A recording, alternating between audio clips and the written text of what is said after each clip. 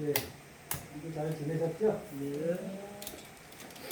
금강경 14분이 금강경의 그 핵심이라고 할 수 있는 내용들이 거의 다 들었어요. 지금까지 우리가 공부했던 거 다 들어있다고 보시면 됩니다. 그래서 금강경 14분 이상정멸분이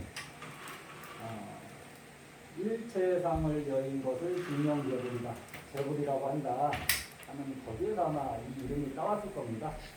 이 분의 이름을 보면은 전부 다 안에 있는 어떤 한 대목을 보고서 열애가 얻은 바가 있는가, 설한 바가 있는가, 거기에서 무동부설분 이렇게 나오고 뭐 이런 식으로 이제 양천명 표자가 제목을 지었는데 여기서는 응리일체상 증명계벌. 그래서 제불은 정렬이고 응당 일체상을 여는 거를 이제 이상이라고 제목을 지으신 것 같아요. 이 안에 중요한 내용이 많아서 저번에 조금 진도 나갔는데 제가 한번 처음부터 한번 해보겠습니다.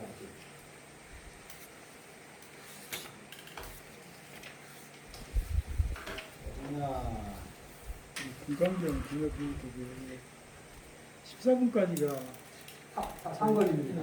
그러고 이제 상권의 마지막은 여기에 좀 후대에 가필한 거라고 그런 말이 있던 것 같습니다. 네? 후대에 가필한 거라고 15분부터는 글쎄 뭐 부처님 말씀이 아니고 저는 뭐 그렇게 생각 안 합니다. 자, 145쪽 같이 한번 보겠습니다.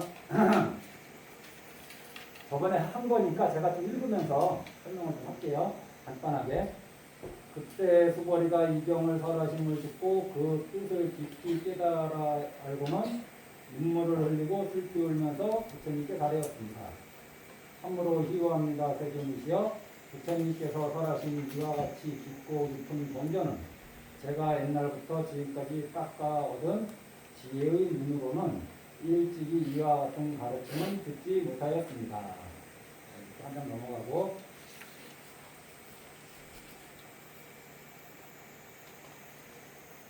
147쪽 세존이시여, 만약 이 다음에 또 어떤 사람이 이 경전을 얻어 듣고 신심이 청정해지면 곧 실상이 생길 것입니다.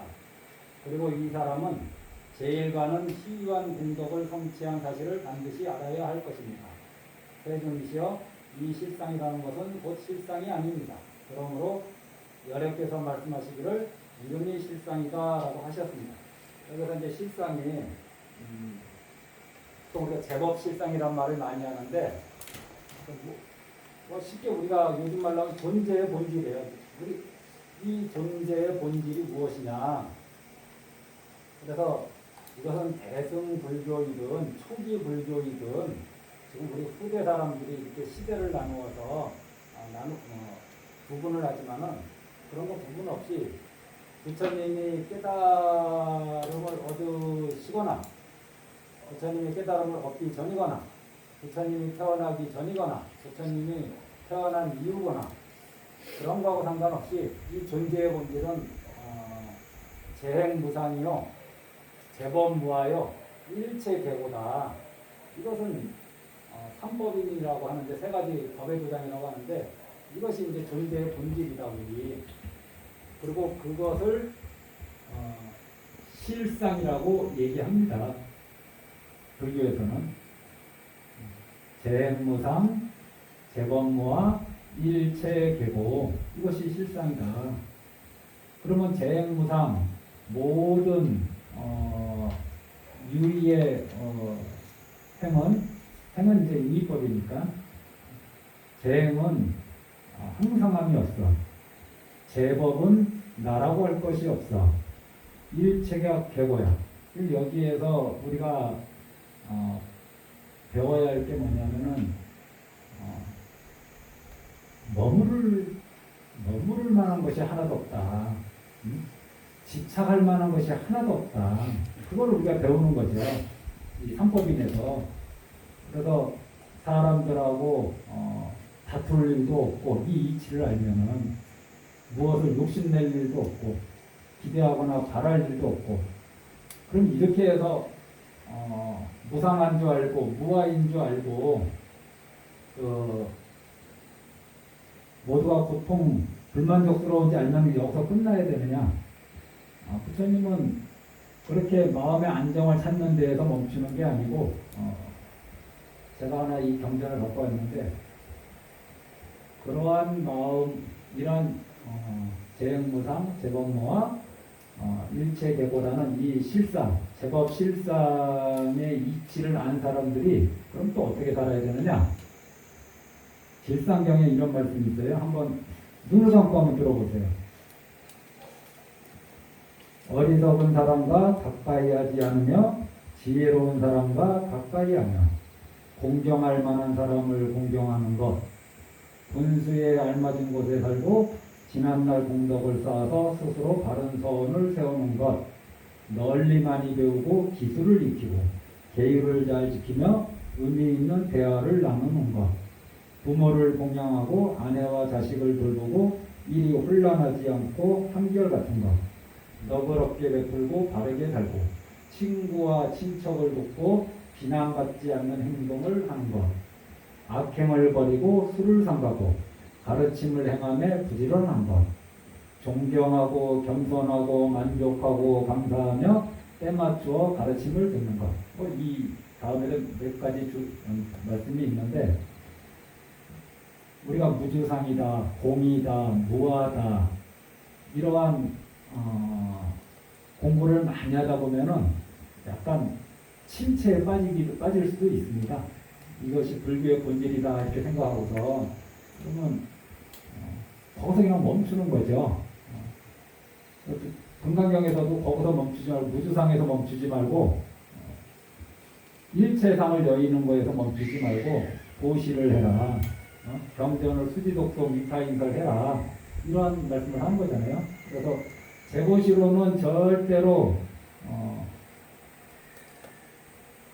정멸, 무여열반을 이룰 수 없지만은 제보시가 무여열반을 이룰 수 있는 방법은 제보시를 하면서 무주상하면은 무여열반을 이룰 수 있다.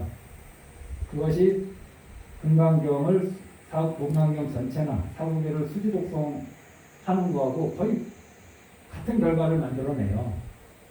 그래서 제보시로도 깨달음을 얻을 수 있는데 상에 머물러서 보시하면은 절대 깨달음을 얻을 수 없고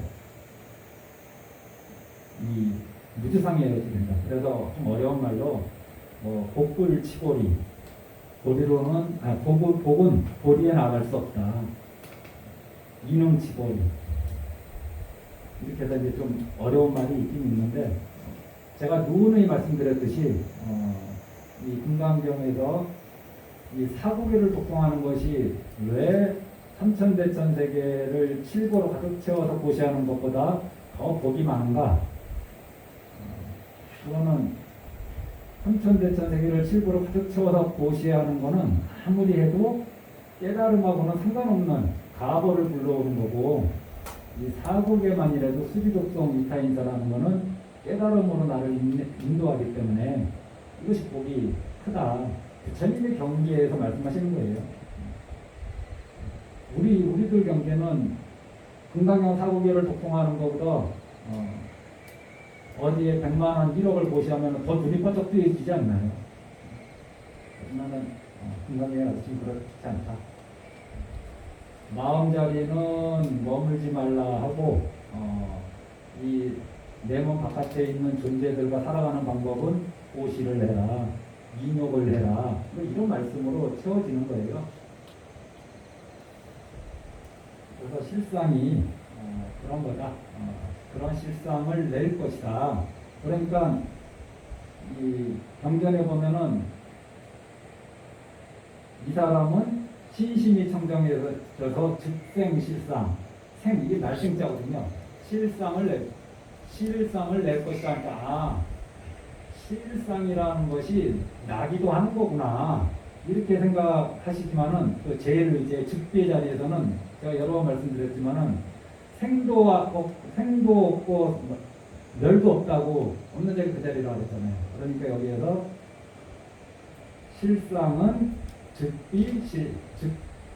즉시 비상, 시고열의 설명실상 이렇게 나는 게 아닌 그 즉비 제일 의제 자리에서는 뭐 난다, 뭐 사라진다 이런 관념이 다 사라진 곳이기 때문에 우리 세속제에서는 실상을 내기도 하고 뭐 무슨 큰 마음을 내기도 하고 뭐 안욕가라 삼각삼보리심을 내기도 하고 뭐 반야바라미를 쓰기도 하고 하는데 제일 의제 자리에서는 그런 거를 말할 계제가 없다. 이게 이제 금강경의 가르침입니다. 149. 세존이시여 제가 이와 같은 경전을 얻어듣고 믿고 이해하여 받아가지는 것은 그리 어렵지 않으나 만약 앞으로 최후의 500년경에 이게 500년이라고 했는데 그 원본 보면은 약 당내세 후 500세 뭐 이렇게 돼 있잖아요. 이거 제가 그 전에 말씀드렸죠. 부처님 이멸하시고 첫 번째 500년, 두 번째 500년, 그래서 마지막 500년을 이제 후 500년이라고 한다. 그 어떤 중생이 이 경전을 얻어듣고 믿고 이해하여 받아들인다면 그 사람이야말로 참으로 제일 희귀한 사람이 될 것입니다. 왜냐하면 그 사람은 나라는 상도 없고 남이라는 상도 없고 중생이라는 상도 없고 수명에 대한 상도 없기 때문입니다.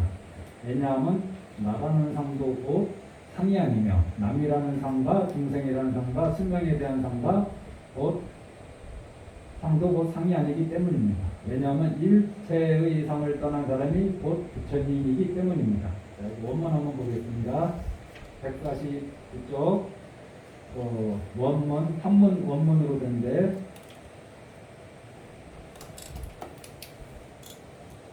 이 일체재상, 이는 맨 아래 보면은 이 일체재상 증명비업이라고 되어 있잖아요.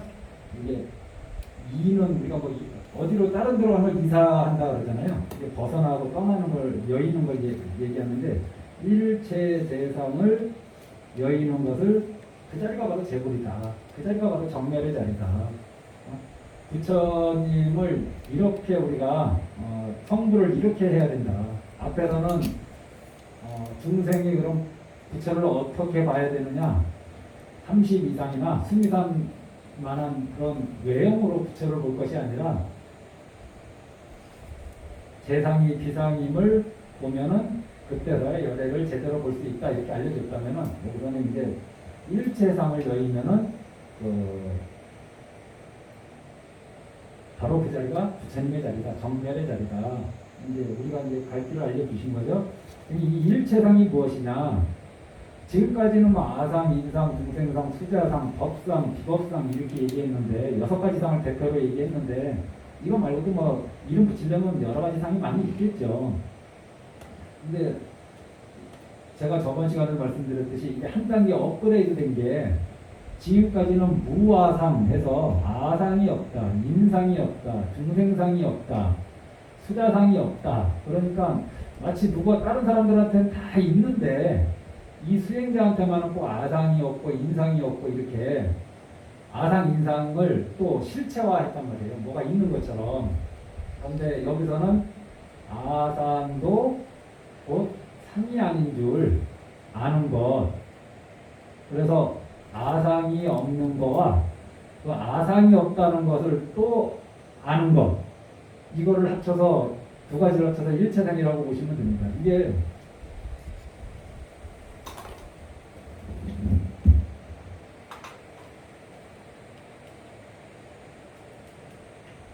재상비상이라고 그러는데 모든 상이 상이 아닌 거는 사실은 제일 의제의 자리거든요. 제일 의제의 자리. 이거는 제일 의제의 자리입니다. 진리의 자리. 재상이 비상인 줄 비상은 진리의 자리. 그거를 약견. 보는 사람은 누구나 열애를 볼 수 있다. 이렇게 말씀하신 거잖아요. 그런데 여기서는 무아상은 무아상. 아상이 없다. 이 사람은 왜냐하면 아상이 없다. 이런 말씀 많이 들었잖아요. 우리가 지금까지.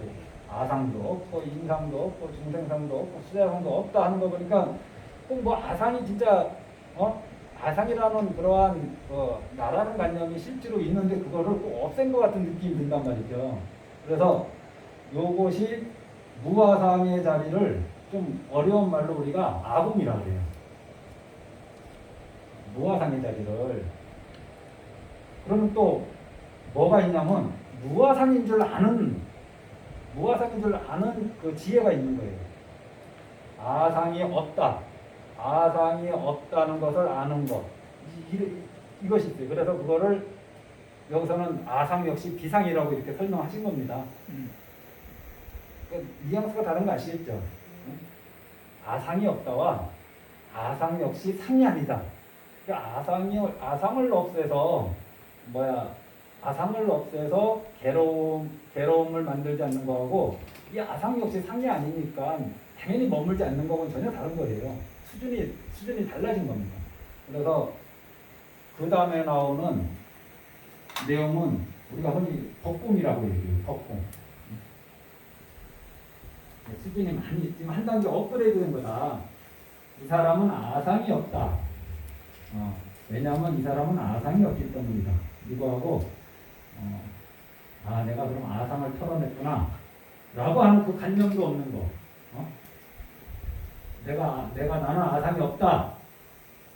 이거는 이제 아공이라 한다면은 아상을 털어냈다라는 그러한 생각, 관념 이거조차도 없는 거를 이제 덕공이라고 합니다. 지금 딱 그 얘기를 하시는 거예요.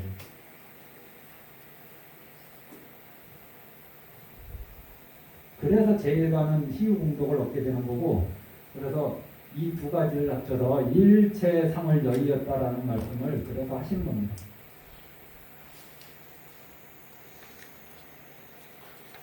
자, 다음 154. 부처님께서 수고리에게 말씀하셨습니다. 참으로 옳은 말이다.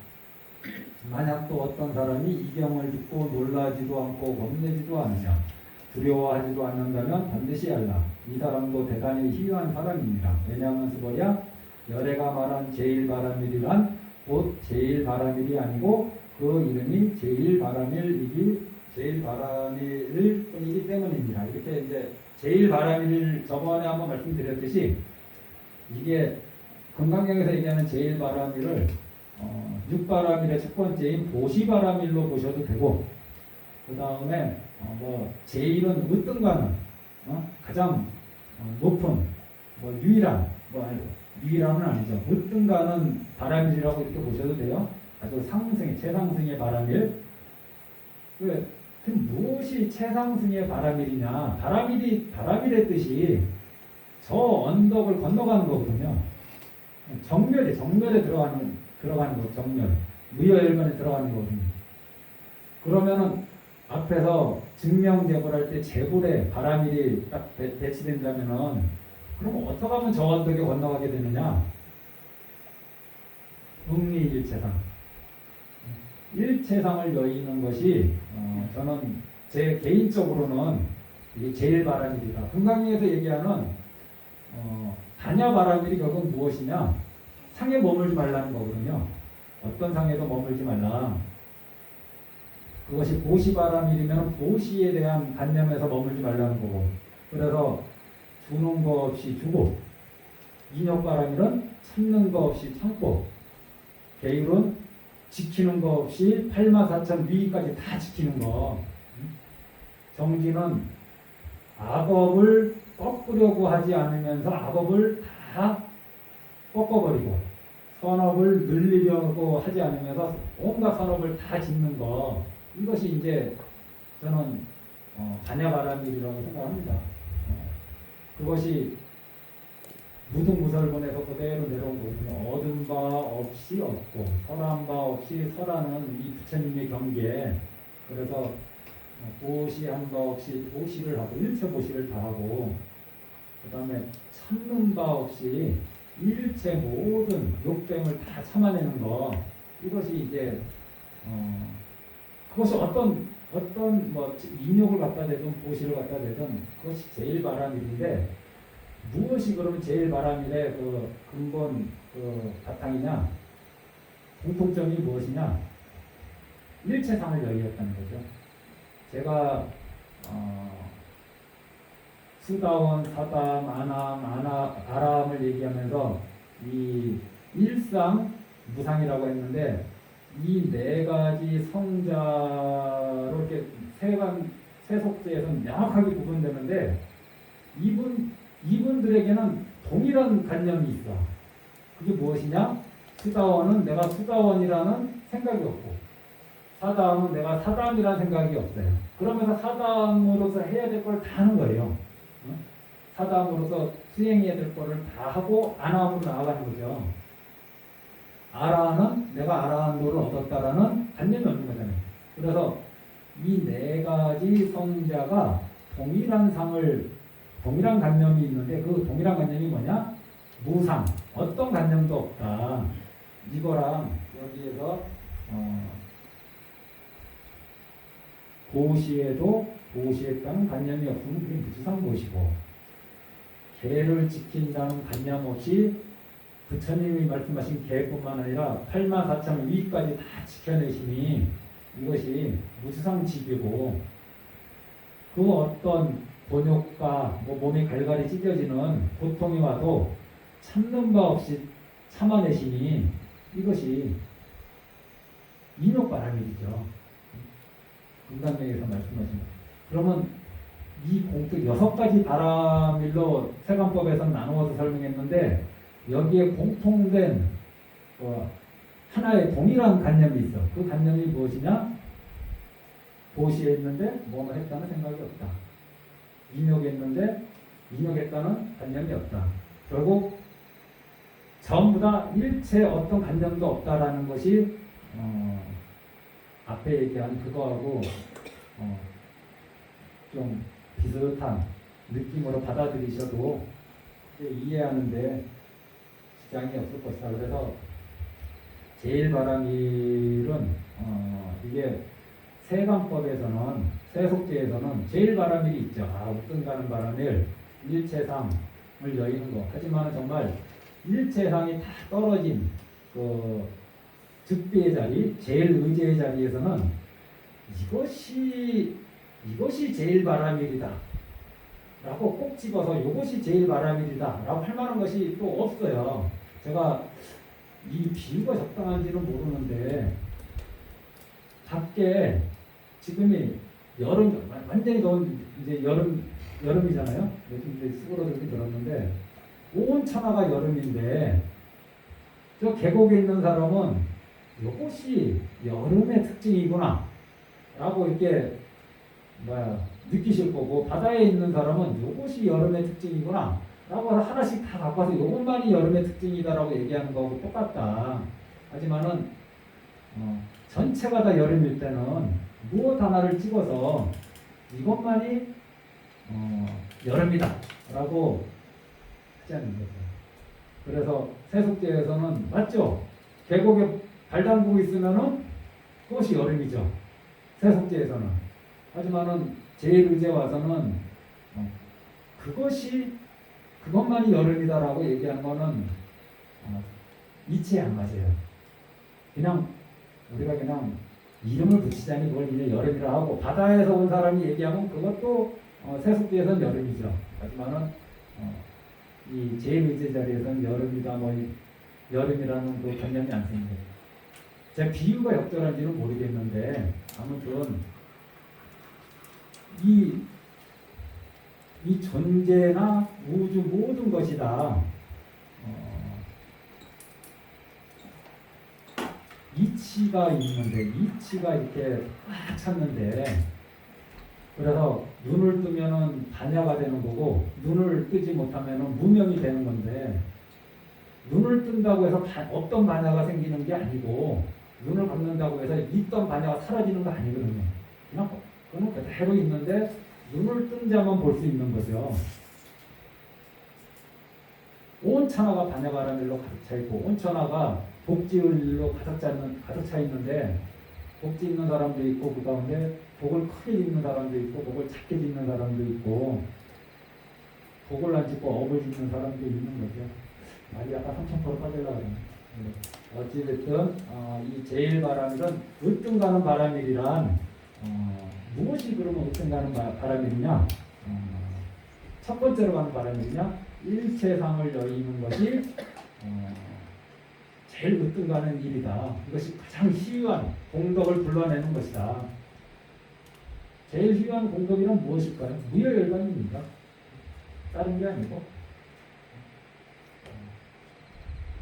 나도 부처가 돼서 제불에 여러 모든 부처님에 나도 들어가는 거죠. 내가 부처가 되는 순간에.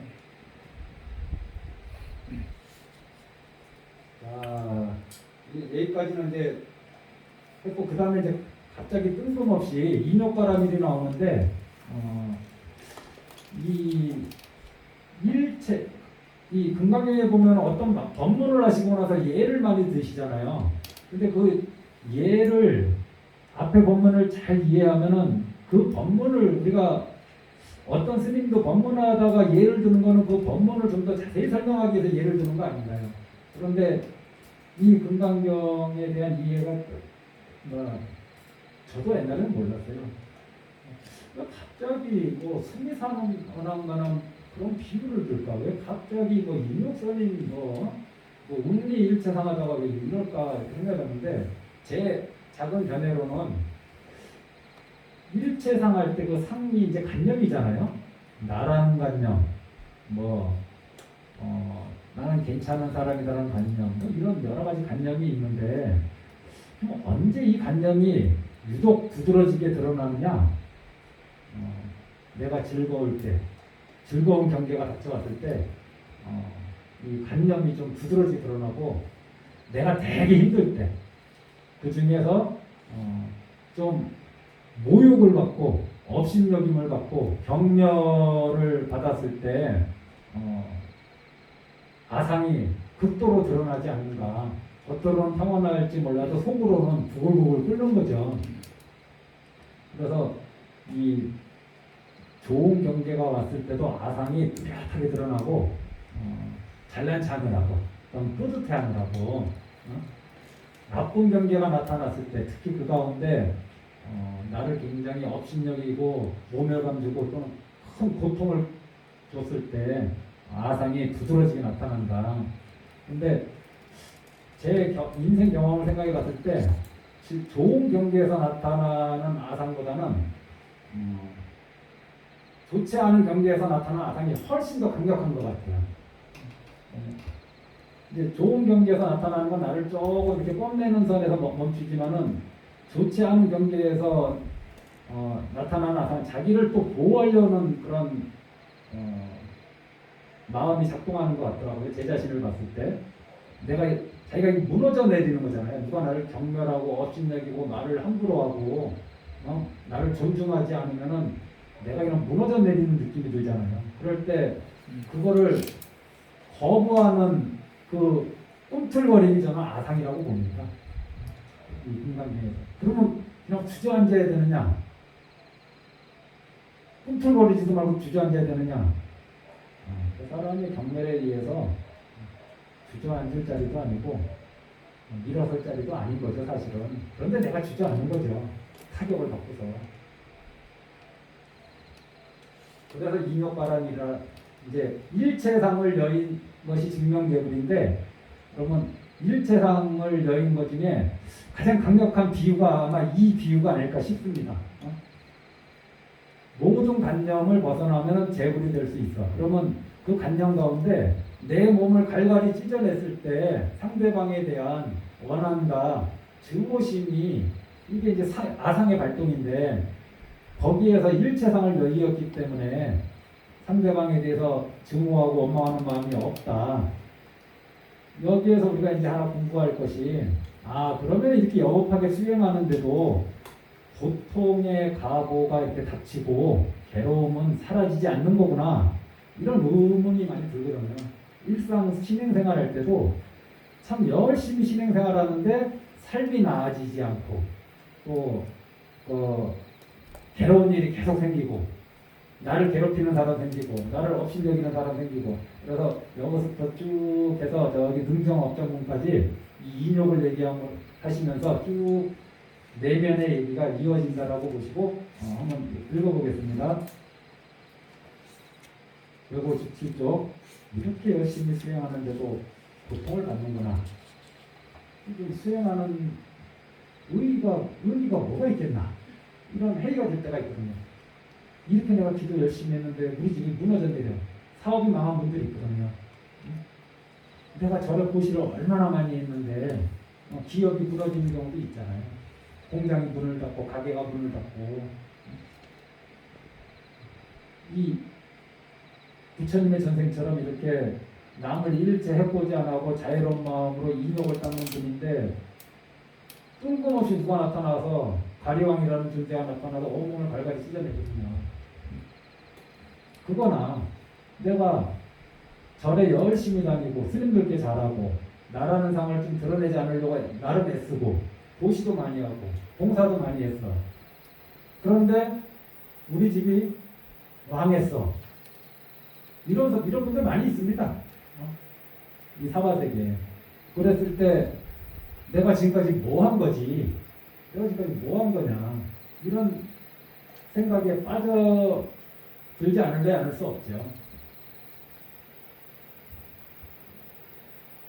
157쪽 수보리아 인욕바람일 무슨 아주 시작과정 글씨 나오거든요. 맞냐? 수보리아 인욕바람일도 열에는 말하기를 인욕바람일이 아니고 그 이름이 인욕바람일이다라고 한다. 이거는 이제 제가 좀 전에 말씀드렸듯이 참는 바 없이 참는 자리가 제일 의지의 자리가. 그런데 우리는 참는 바 이시 참는 자리가 이제 이 세속제의 자리잖아요. 내가 참는다 이런 거. 나니까 참는다. 너를 위해 참는다. 가족을 위해 참는다. 어찌됐든 참는 바 이시 참는 것은 세속제의 일이고 참는 바 없이 참는 것 이것이 제일 의지의 자리가. 그래서 인욕바라길이 아니고 그 이름이 인욕바라길이다라고 합니다. 왜냐하면 수보리야 내가 옛날 가리왕에게 몸을 베이고 찢길 적에 내가 그때 나라는 상이 없었으면 일체의 상을 여의었다는 뜻이죠. 남이란 상도 없었으며 중생이란 상도 없었으며 수명에 대한 상도 없었노라. 이거는 응리일체상 증명제보를 설명하는 말씀입니다. 지금 계속 비유로. 왜냐하면 수보리야 내가 옛날 팔과 다리가 마디마디 끊겨지고 무너질 때에 그때 만약 나에게 나라는 상이나 남이라는 상이나 중생이라는 상이나 수명에 대한 상이 있었다면 그 어떤 관념이라도 있었다면은 어떤 관념의 찌꺼기라도 남았다면은 반드시 분노의 불을 뿜고 원한을 품었으리라. 이렇게 하지 않은 것은 응리일체상 일체의 관념을 일체 관념을 다 여의었기 때문에 가능한 거죠. 그거를 설명하시는 겁니다. 그래서 이 일체상을 여의는 것 중에 가장 어려운 게 이런 고통이 닥쳐왔을 때 아닌가요? 아무리 선한 사람도 나를 망하게 한 사람에 대해서 원한과 증오를 품지 않는 것은 힘든 겁니다. 내가 이 불교대학 시간에 이런 말 하면 안 되는데 내가 근래 나의 아저씨라는 드라마를 봤는데 그 연기자 한 명 한 명이 너무 명품 배우들이야. 연기를 너무너무 잘하는 거예요. 하다못해 깡통 줍는 분까지 그냥 명품 연기를 하더라고. 잔잔하고 원래 저는 그런 드라마를 안 보는데 꼭 봐야 된다 그러면 신사의 품격 이렇게 아무 생각 없이 볼 수 있는 거 그런 걸 좋아하는데 이거는 처음에 보다가 너무 무거워서 그냥 끌까 하다가 1편 보고 나서 지금 내가 이제 지금 진행 중입니다. 어찌됐든 여기에 보면은 그 세속살이 얼마나 힘든지 느껴지더라고요. 그냥 싫은 사람, 그 다음에 그 싫은 사람하고 바람핀 와이프, 그 아무도 안 보셨나 보구나. 네? 그런데 어찌됐든 자기한테 큰 고통을 준 사람에 대해서 원한과 증오심이 없다라는 것은 이게 우리 사바세계에서 불가능한 일이 아닌가. 오로지 그 목표를 무여열반 깨달음에 둔 사람만이 그 불가능한 그 길을 가려고 애를 쓰는 거죠. 그러지 않으면은 상대방에 대해서 나는 이 고통에 빠뜨리한 사람을 미워하고 원망하는 건 정당한 거잖아요. 사실은 밖에서는 정당한 겁니다. 이 사회에서는 그 사람한테 응분의 대가를 치르게 하는 거는 불법적인 방법을 취하지 않고 합법적인 방법을 취해서 저 사람을 용서하고 계도하고 향상의 길로 나아가게 하는 게 아니라 저 사람을 어디 가두고 못 살게 힘들게 하는 것은 이 사바세계에서는 정당한 겁니다. 법이라는 이름 아래에서. 그래서 정말 인욕이 굉장히 힘들고 이 인욕으로 이 아상의 경관이 얼마나 강력한지 많이 그렇지. 이제 몸이 갈갈이 찢겨진다는 이 여기에서 상대방에 대한 일체 원한과 증오가 없었다는 거. 나한테 1억만 사기쳐도 5년 10년 동안 잊지 못하고 쫓아다니면서 원망하고 고소하고 어떻게든지 복수하려고 할 텐데 오로지 이 길을 갈 수 있는 건 무엇이냐? 안욕따라 삼각삼버리심을 일으킨 사람은 이 길을 갈 수 있는 거 아닌가 그런 생각이 듭니다. 제가 그냥 그런 생각이 들더라고요. 자, 하나만 더 읽어볼까요? 그래, 근데 이제 이렇게 일체상을 여의었어. 제가 처음에 말씀드렸듯이 일체상을 여의고 무주상이고 그럼 거기서 멈추면은 사람이 침체되고 무력해질 수 있거든요. 아니면 우리가 흔히 이 소승과 대승을 구별하면서 자기 마음의 평안, 자기 깨달음을 추구할 때는 일체상을 여의고 되거든요. 일체상을 여의면은 깨달음 열반을 증득하는데 이게 이제 소승의 길이라고 하거든요. 그럼 대승의 길은 어떻게 하느냐? 일체상을 여인 거에서 멈추지 않고 이건 자기 수행이잖아요. 일체상을 여의는 건 자기 수행이라.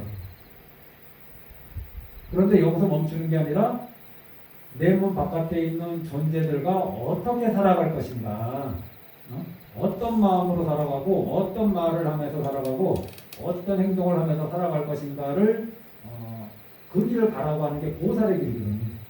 성문 영각의 길하고 보살의 길이 다릅니다.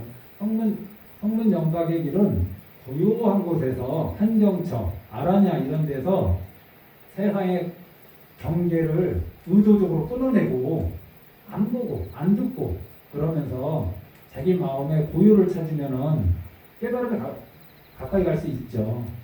하지만은 대승은 그 길을 가라고 하지 않습니다. 대승은 이타의 삶을 살라고 하는 거죠. 그 가운데서 깨달음을 얻어야 된다. 금강경도 그 가르침이거든요.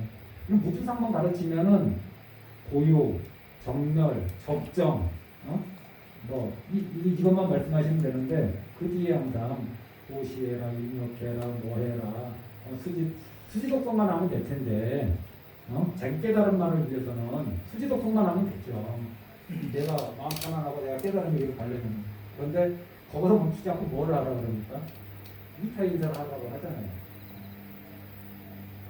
그래서 한번 읽어보겠습니다.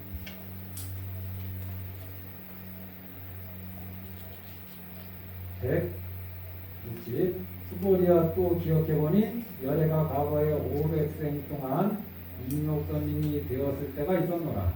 그 세상에서도 나라는 상이 없었으며 남이라는 상도 없었으며 중생이라는 상도 없었으며 수명에 대한 상도 없었느니라. 그러므로 수보리아 보살은 반드시 일체상을 떠나서 세상의 깨달음에 대한 마음을 일으키도록 하라. 반드시 사물에 머물지 말고 마음을 내야 하며 반드시 소리나 향기나 맛이나 감촉이나 마음의 대상, 생각들 이런 것에 머물지 말고 마음을 내야 한다. 이 공부 우리 다 한 겁니다. 반드시 머무는 바 없는 마음을 내야 한다. 만약 마음이 머무는 데가 있으면 곧 머물지 않는 것이 된다. 그러므로 열애는 말하기를 보살은 마음이 반드시 사물에 머물지 말고 보시를 하라고 하느니라. 이게 자리 이탈을 같이 말씀하신 겁니다. 마음에 머물지 말라 하는 거는 자리고 자기 자신 공부하는 거거든요. 일체감념을 떠나는 거는 자기 마음 공부잖아요. 이거는 자리죠. 그 다음에 보시를 하라 이런 거는 이타죠. 그래서 보살의 삶을 부처님이 이렇게 정의를 해 주셨다. 제가 저번 시간에도 살짝 말씀드렸는데 제가 지금까지 불교 공부하면서 느낀 거, 그리고 불교 공부와 상관없이 그냥 망상으로 조금 이렇게 정리한 게 있다면은 이 세상에서 머무는 것이 하나도 없다라는 이 분명경을 공부하니까 이제 그 용어를 자꾸 쓰는데 머무는 게 하나도 없다 이 세상에. 나도 머물지 않고 해와 달도 머물지 않고 물도 머물지 않고 구름도 머물지 않고 남편도 머물지 않고 아들도 머물지 않고 내 옆에 영원히 머물지 않잖아요. 나도 누구 옆에 영원히 머물 수 있는 것도 아니고 돈도 그렇게 갖고 싶지만은 한번 들어왔다고 해서 나한테 영원히 머물지 않잖아요. 어떤 사람의 감정도 영원히 머물지 않고 이 세상에 내 생각도 영원히 머물지 않고 이 세상에 영원히 머무는 게 하나도 없구나. 그런데 이 중생의 마음은 그러면은 거기에서 하나도 머무는 바가 없으니까 머무는 바 없이 살아야지 하고 행복하게 사는 게 아니라 불안해. 안정감을 못 느끼는 것 같아요. 그러니까 거기에 머물게 하려고 자꾸 애를 쓰는 거예요. 아들을 자꾸 내 옆에 두려고 노력하고 남편을 자꾸 아내를 자꾸 옆에 두려고 노력하고 잘해주지도 못하면서 계속 옆에 붙잡고 있어요. 정말 상대방 행복하게 해주지도 못하면서 다른 데 가서 행복 찾으면은 어떻게 날뛴다 그래요? 내가 행복하게 못해주는데 딴 데 가서 행복을 찾잖아요? 그럼 난리 납니다. 자기가 행복하게 해주던지. 네. 바람 피는 거를 내버려 두는 게 아니라. 그래서 이 세상에는 정말 다 흘러가는 것만 있지 머무는 게 하나도 없구나. 그래서 나 역시 머물지 않고 살아야 되는구나. 나도 10대에서 20대로 머물지 않고 흘러왔고 20대에서 30대, 30대에서 40대, 40대에서 50대로 잠시도 머물지 않고 흘러왔거든요. 어디에도 잠시 머문 적이 없는 것 같아요. 다른 사람도 마찬가지로 그럴 것이고 산은 머무는 것 같아요. 그러니까 사람들이 그런 데다 기도하는 거예요. 안 바뀔 것 같은 데다 기도하는 거예요, 사람들이. 신이 왜 기도의 대상이 됐느냐? 안 바뀔 것 같으니까. 다른 건 다 바뀌어도 그건 안 바뀔 것 같으니까. 그 존재는. 우리가 부처님한테 의지한 것도 우리가 다 이렇게 바깥 경계에 따라서 들썩거리고 기뻤다, 슬펐다, 즐거웠다, 괴로웠다, 좋아했다, 싫어했다 하는데 그럼 그렇게 살면 될 텐데 우리가 부처님께 의지하는 건 부처님은 그러시지 않는 것 같아서 부처님께서